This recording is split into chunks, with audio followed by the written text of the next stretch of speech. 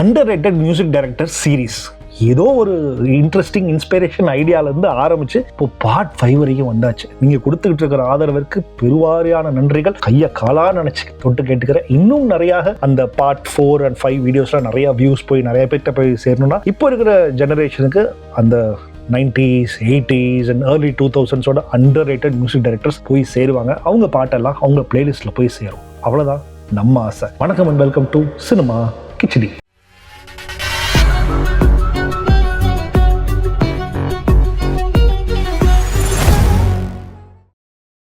நிறைய பேர் நல்ல சஜஷன்ஸை கொடுத்துருந்தீங்க. சில பேர் அவங்களுடைய ஃபேவரட்ன்றால சில பேர் சஜஷன் கொடுத்துருந்தீங்க. பட் டெஃபினட்டாக அந்த படங்களோ பாடல்களோ பெருசாக ஹிட் ஆகாததுனால சில பேர் நான் அப்படியே லீவ் அவுட் பண்ணிட்டேன். இப்போ அடுத்த பாட்டு 5 இது ஆரம்பிப்போமா?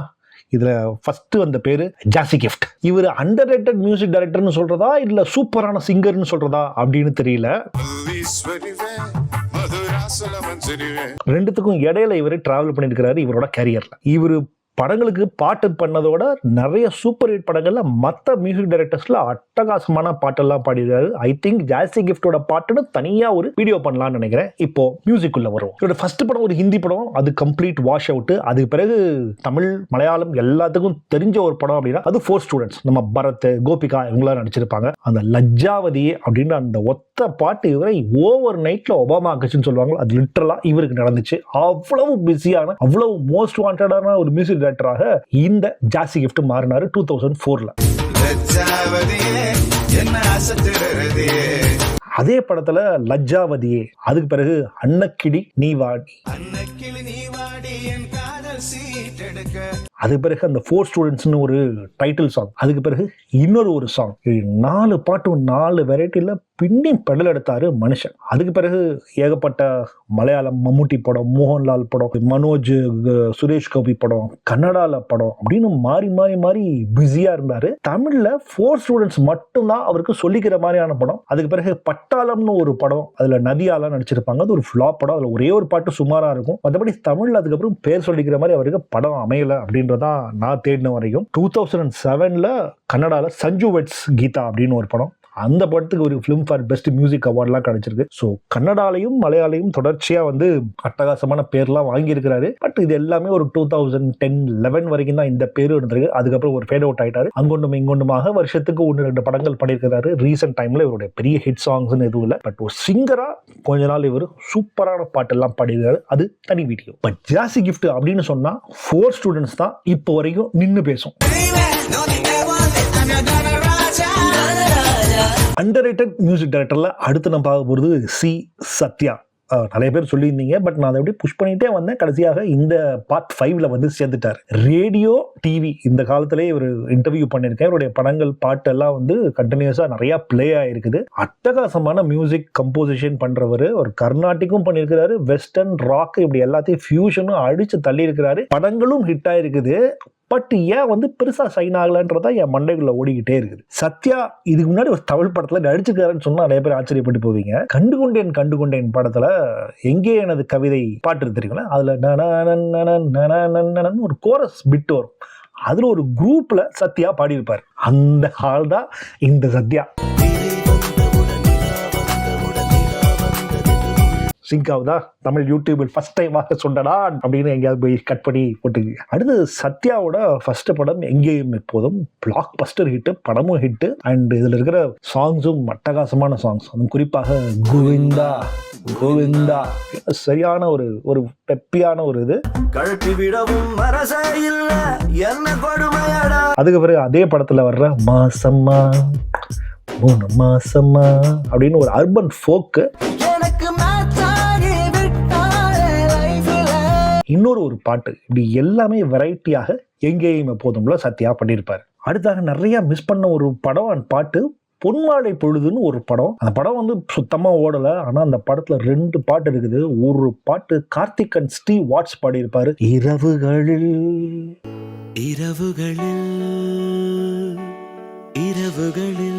சரியான ராக் பேஸ்ல பின்னி பெடல் எடுத்த ஒரு சாங். லிட்டரலி பெரிய அண்டர்ரேட்டட் சாங். ஐ திங்க் இந்த பாட்டு இப்போ உங்க பிளேலிஸ்ட்ல சேர்த்துட்டீங்கன்னா சரியான ஒரு ஃபியூஷன் அண்ட் ராக் போட்டு பின்னி இருப்பாரு சத்யா. இவரோட கம்போசிஷன்ல சூப்பரான சாங். அதுக்கு பிறகு தீயா வேலை செய்யணும் குமார்ல ஒரு 2-3 சாங் கமர்ஷியலான மிக்ஸ்ல சுந்தர்சியோட பண்ணியிருப்பாரு. இதே சுந்தர்சியோட அரண்மனை 3யும் பண்ணியிருக்கிறாரு. 2 படமும் ஹிட்டு, பாட்டும் ஓகே அங்கொன்னும் இங்கொன்னுமாக ஹிட் இருக்கும், பட் ஆனால் பெருசா இல்லை.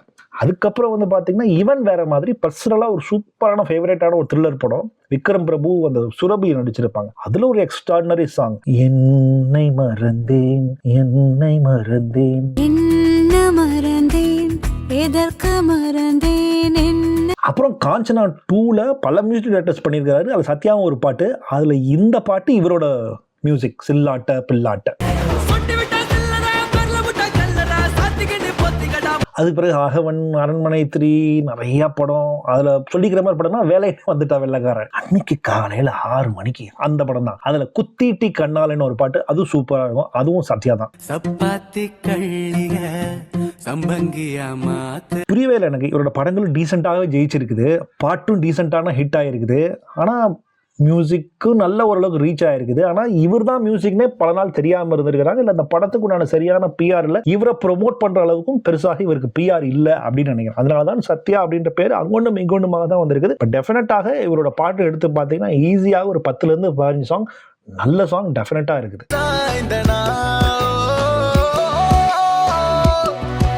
லிஸ்ட்ல அடுத்ததாக ஜேம்ஸ் வசந்தன். 90s கிட்ஸ்ல எல்லாருக்கும் சன் டிவி ஆங்கரா தெரியும். அதுக்கு பிறகு இவரா அப்படின்னு சுப்பிரமணியபுரம் படம் வந்தப்போ எல்லாருக்கும் ஒரே ஷாக் ஆச்சு. இன்ஃபேக்ட் அந்த முதல்ல அந்த சீடியை வந்து பிரிச்சு பார்த்து எங்க கம்ப்யூட்டர்ல போட்டு கேட்ட ஒரு ஆட்கள்ல நான், ஏன்னா எனக்கு முன்னாடியே அனுப்பிச்சிடுவாங்க. அதுல கேட்ட உடனே இந்த பாட்டு கண்ணா பின்னாடிட்டா போகுதுன்னு சொன்ன ஆள் நாடு கண்கள் இரண்டால் பாட்டு. அதே படத்துல அடுத்து வந்து இந்த பாட்டு குத்தி இறங்கி குத்தணும், மதுரை குலுங்க குலுங்க இந்த பாட்டு.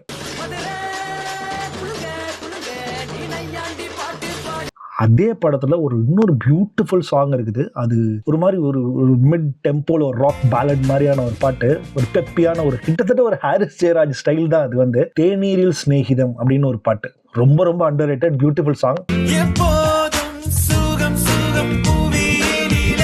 மேட்ரு என்னன்னா சுப்பிரமணியபுரம் படத்துக்கும் அந்த பாட்டுக்கும் சம்பந்தமே இல்லாத பொங்கலும் வடகரி மாதிரி இருக்கும். ஆனா அந்த படம் வந்து ஒரு ரா அண்ட் ரஸ்டிக்கான ஒரு பாட்டு, இது வந்து பயங்கர ஸ்டைலிஷான ஒரு சாங். இதுக்காக அந்த பாட்டை கம்போஸ் இந்த படத்துக்கு பண்ணாருன்னு எனக்கு இப்போ வரைக்கும் புரியல. தேநீரில் சிநேகிதம் அவசரமான சாங். சரி, இவர் ஒன் ஃபிலிம் ஒன்றா இருப்பாரோ அப்படின்னு நினைச்சா அடுத்து நாணயம் படத்துல one of the best evergreen melody ஒரு பாட்டு சொல்லலாம், நான் போகிறேன் மேலே மேலே, எஸ்பிபி அண்ட் சித்ரா. சரி, இவர் 2 ஃபிலிம் ஒண்டர் அப்படின்னு நினைச்சா அடுத்து பசங்க படத்துல ஒரு பியூட்டிஃபுல்லான சாங், ஒரு வெட்கம் வெட்கம் வருதே. அதே படத்துல அன்பாலே அழகானது ஒரு வீடு அப்படின்னு ஒரு பாட்டு, பாலமுரளி கிருஷ்ணாவோட பாட்டு. இது இன்னொரு சுவாரஸ்யம் இருக்குது. இந்த சுப்பிரமணியபுரம் படத்துல கண்கள் இரண்டால் பாட்டு இருக்குல்ல, இந்த பாட்டு இளையராஜா அவர்கள் பாலமுரளி கிருஷ்ணா பாடின சின்னக்கண்ணன் அழைக்கிறான் அப்படின்னு ஒரு பாட்டு இருக்குது. அதோட லீட்ல இருந்து அப்படியே கண்கள் இரண்டால் இன்ஸ்பிரேஷன் படி தான் அந்த பாட்டை கம்போஸ் பண்ணிருப்பாரு ஜேம்ஸ். ரெண்டுத்தையும் கேட்டு பாருங்க. அது பிறகு யாதுமாகின்னு ஒரு படம், டிசாஸ்டரான படம், சுனைனால நடிச்சிருப்பாங்க. அந்த ஹீரோ பேர் தெரியல. அதுல ஒரு பாட்டு பேசும் மின்சாரமா அப்படின்னு ஒரு பாட்டு நல்லா இருக்கும். அதுலயே வந்து திகட்ட திகட்ட அப்படின்னு ஒரு பாட்டு, 2 பாட்டுமே டீசென்டான ஒரு நம்பர்ஸ். படம் ஹிட் ஆகல, ரேடியோலையும் இந்த பேசும் மின்சாரம் மட்டும்தான் பிளே பண்ணோம். மற்ற பாட்டுலாம் பெருசாலாம் ஹிட் ஆகல. பட் அந்த கமெண்ட்ஸ்ல போய் பார்த்தா இது யார் கேட்டீங்கன்னா கொஞ்சம் பேர் கேட்டுட்டாங்க. பட் இது ஒரு ஆவரேஜான ஒரு ஃபிளிக்கு. ஒரு அவரோட கம்போசிஷன்ஸ்ல பேசும் மின்சாரமா மட்டும் கிட்டத்தட்ட பாத்தீங்கன்னா இந்த விஜய் எமினேசர் கம்போஸ் பண்ண கண்டேன் அப்படின்னு ஒரு பாட்டு இருக்கும். நான் போன எபிசோட்ல சொன்னேன், அதே பாட்டுல இருந்து எங்க வேணா இந்த பாட்டையும் நீங்க ஃபிக்ஸ் பண்ணலாம். அதுக்கப்புறம் இவருக்கு ஹிட்டான படம்னு சொல்ல முடியாது, பாட்டு 2 ஹிட் ஆச்சு. இவர் சசிகுமார் டைரக்ஷன்ல வந்த ஈசன் அப்படின்றது, அதுல வந்து ஒரு செம்ம வைப் சாங் இருக்கு. இந்த இரவு தான் போனதே போனதே அப்படின்னு ஒரு பார்ட்டி சாங். அதுக்கப்புறம் அதுல வந்து இன்னொரு பாட்டு தான் அல்டிமேட் மரணமா சீட்டு, ஜில்லா விட்டு சில்லா வந்து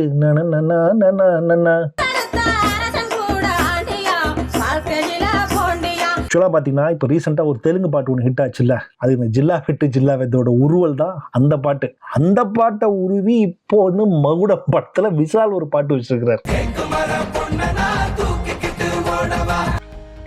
பட் வேற ஜேம்ஸ் வசந்தன் போட்டது என்ன சொன்னாலுமே அந்த ஒரு முதல் 3 படம் அட்டகாசமான மியூசிக் கம்போஸ் பண்ணாரு. அதுக்கப்புறம் பயங்கர ஃப்ளாப் படங்களா கம்போஸ் பண்ணி பெருசா எதுவும் ஒர்க் ஆகல. பட் சுப்பிரமணியபுரம், நாணயம், பசங்க இது போதும் ஜேம்ஸ் வசந்தன் பேர் சொல்றதுக்கு. அடுத்ததாக சபேஷ் முரளி. இவங்க டெஃபினெட்லி ஒரு அண்டர்ரேட்டட் மியூசிக் டியூவோ தான், இரட்டையர்கள். தேவாவோட தம்பிகள் நிறைய படங்கள் அவர் கூடவே இருந்த இசை உதவி அப்படின்னு டைட்டில் கார்டில் நீங்கள் பேரை பார்த்துருப்பீங்க. ஆனால் இவங்க தனியாக பண்ண படங்களோட மெலடி காலத்துக்கும் நின்று பேசும். இவங்க டியூன்ஸ் எல்லாமே ரொம்ப சிம்பிள், ஈஸியாக அண்ட் ப்ரீஸியாக இருக்கும். ஃபர்ஸ்ட் மியூசிக் பண்ண படம்னா அது சமுத்திரம், KS ரவிக்குமார் டைரக்ஷனில். அதில் வர்ற அழகான சின்ன தேவதை my all time favourite song, one of my all time favourite.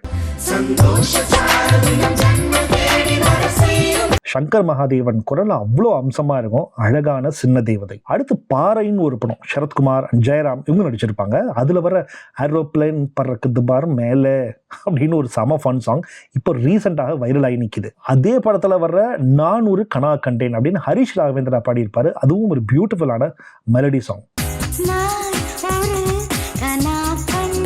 KS ரவிக்குமாருக்கு தேவாவுக்கு அப்புறம் மீடியம் பட்ஜெட் படங்களுக்கு இவர் தான் கோ டு சாய்ஸா இருந்திருக்கிறாருன்னு இப்பதான் தெரியுது. அடுத்து சேரனோட 2 படம் அட்டகாசமான சாங்ஸ். தவமாய் தவம் இருந்து ரேடியோல செம்ம ஹிட்டான பாட்டுல இந்த பாட்டும் ஒண்ணு. அதுல நின்னை சரணடைந்தேன் அப்படின்னு ஒரு பத்மபிரியாவும் எவர் கிரீன் லவ் சாங். இப்ப நீங்க கேளுங்க. அதே படத்துல இன்னொரு பியூட்டிஃபுல்லான சாங், ஒரு சூப்பர் மெலடி. ஒரே ஒரு ஊருக்குள்ள ஒரே ஒரு அம்மா அப்பா, என்ன மாதிரியான வேலைப்பாடுகிறது. தேவா வாய்ஸ்ல ஃபோக்கு ரஸ்டியான ஒரு அப்பா பையன் பாசம் பாட்டு, குடும்ப பாட்டு. அதுக்கப்புறம் சேரனோட இன்னொரு படம் பொக்கிஷம். இது அவரோட ட்ரீம் படமா அந்த காலத்துல இருந்துச்சு. பட் படமா பெருசா ஓடல. ஆனா இதுல வர்ற சில songs evergreen, super underrated. நிலா நீ வானம் அப்படின்னு ஒரு சாங் கிட்டத்தட்ட ஒரு ப்ரோஸ் மாதிரி தான் இருக்கும், ஒரு கட்டுற மாதிரி தான் இருக்கும். லவ்வர்ஸ் 2 பேர் லாங் டிஸ்டன்ஸ் சாங்ல ஒரு லெட்டர் எழுதிக்கிட்டா எப்படி இருக்கும் அப்படின்ற மாதிரியான டோன்ல தான் அந்த பாட்டே இருக்கும். செம்ம பியூட்டிஃபுல்லான கம்போசிஷன் இந்த நிலா நீ வானம்.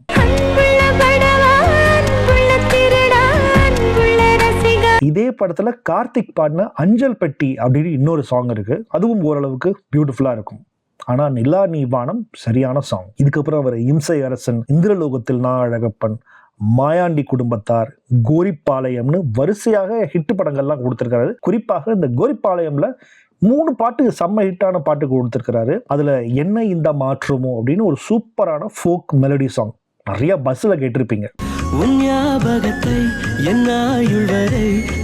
அதே படத்துல இருக்கிற இன்னொரு ஒரு பியூட்டிஃபுல்லான ஒரு பஸ் சாங்னே வச்சுக்கலாம், அழகு காட்டேரி. ஆனா இந்த ஸ்டைல நிறைய பாட்டு கேட்டிருப்போம், அதனால இந்த பாட்டு வந்து ரொம்ப நாள் மனசுல நிக்கல. அதே படத்துல இன்னொரு ஃபன்னான ஒரு ஃபோக் சாங் ஒன்று இருக்கும், ஆப்பக்காரி ஆப்பக்காரி அப்படின்னு. சரியான ஃபன் ஃபோக் சாங்.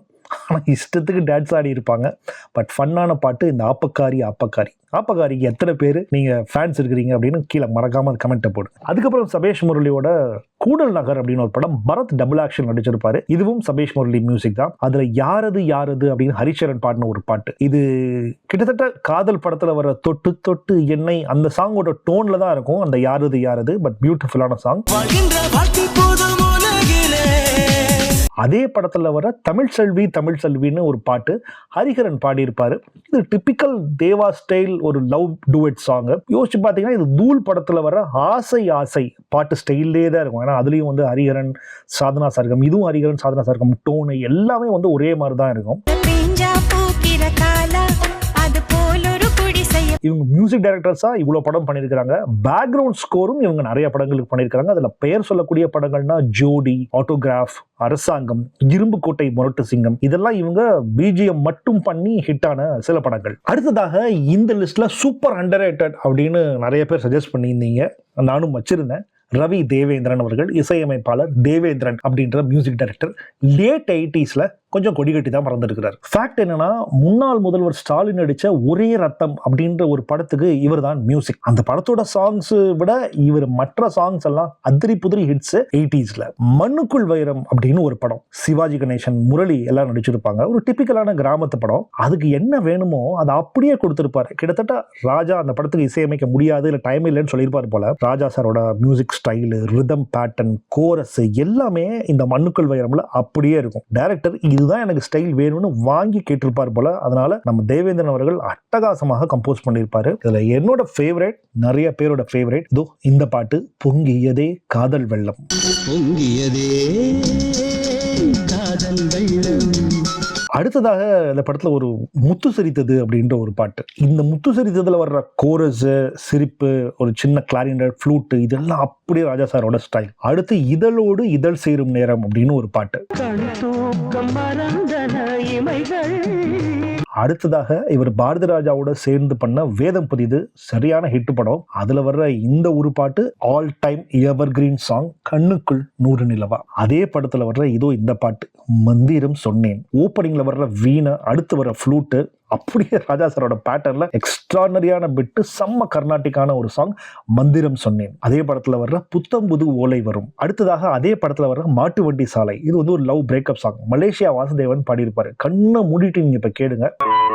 மாட்டு வண்டி சாலையிலே, இது ராஜா மியூசிக்னு சொல்லுவோம். குறிப்பாக நடுவில் வர்ற அந்த ஃப்ளூட். அடுத்ததாக காலையும் நீயே மாலையும் நீயே, இதுல முத்துச்சரம் போல் சிரிப்புன்னு லக்ஷ்மி அண்ட் விஜயகாந்த் இவங்கெல்லாம் ஃபேமிலியோட பாடின ஒரு பாட்டு. அதுவும் தேவேந்திரன் மியூசிக். அடுத்ததாக உழைத்து வாழ வேண்டும், விஜயகாந்த் அண்ட் ராதிகா. முத்துக்கள் பதிக்காதன்னு ஒரு சாங். அது டிப்பிக்கல் 80s வர்ற ஒரு சாங்.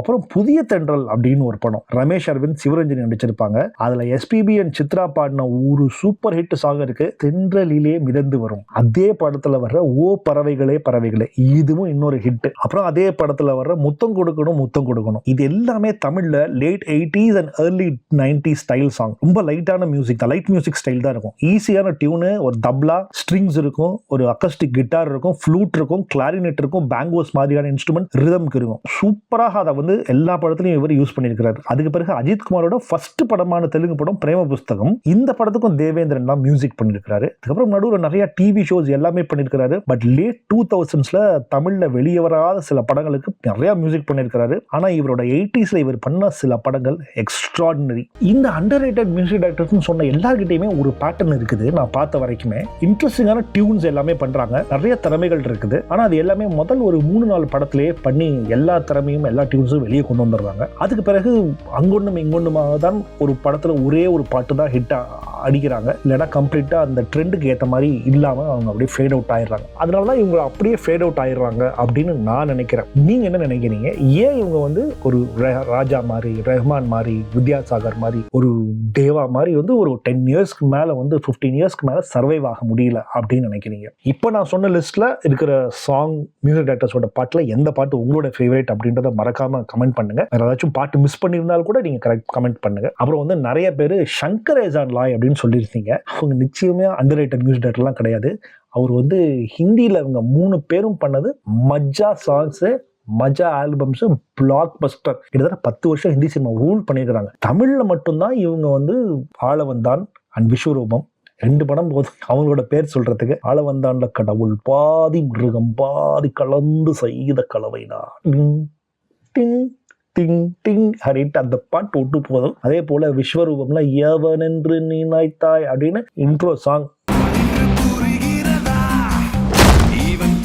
அது ஒன்று போதும். விக்ரமோட சாங் வர வரைக்கும் கமலுக்கு இன்ட்ரோ சாங் அப்படின்னா இந்த எவன் என்று நினைத்தாய் தான். யாரா மேட்டு வேற லெவல். கமல்ஹாசனுக்குன்னே செஞ்ச ஒரு பாட்டு இந்த 2 பாட்டு. பட் இவங்க 2 பேரும் ஹிந்தியில கம்போஸ் பண்ண சாங்ஸ் எல்லாம் அவுட் ஆஃப் த வேர்ல்ட். ஏன்னா எனக்கு நிறைய ஹிந்தி பாட்டு கேட்பேன், எக்ஸ்ட்ராடனரி சாங்ஸ். அதுக்கு தனியாகவே ஒரு இவங்களோட ஹிந்தி கம்போசிஷன்ஸ் வந்து ஆல் டைம் பெஸ்ட். யாராச்சும் சங்கர் ஏசான் லாயோட ஹிந்தி பாடல்களோட ஃபேன்ஸ் இருந்தீங்கன்னா கமெண்ட் போடுங்க. தனியாகவே இல்லை தெரியாது பாஸ் ரெக்கமெண்ட் பண்ணுங்கன்னா அதுக்கு தனியாக நான் ஒரு வீடியோ போடலாம்னு நினைக்கிறேன். எஸ்ன்னு நீங்கள் மறக்காம கீழே கமெண்ட் பண்ணுங்க. அதனால தான் சங்கர் ஏசான் லாயை நான் அண்டர்ரேட்டடாக நிச்சயமாக சேர்க்க மாட்டேன் அப்படின்னு நான் சொல்லிட்டேன். இன்னும் நிறைய பேர்லாம் இருக்கிறாங்க எனக்கு தெரியும். 1-2 படங்கள், ஒரு படங்களுக்கெல்லாம் கம்போஸ் பண்ணவங்கலாம் இருக்கிறாங்க. அந்த லிஸ்ட்டும் நான் ரெடி பண்ணிக்கிட்டே இருக்கிறேன்.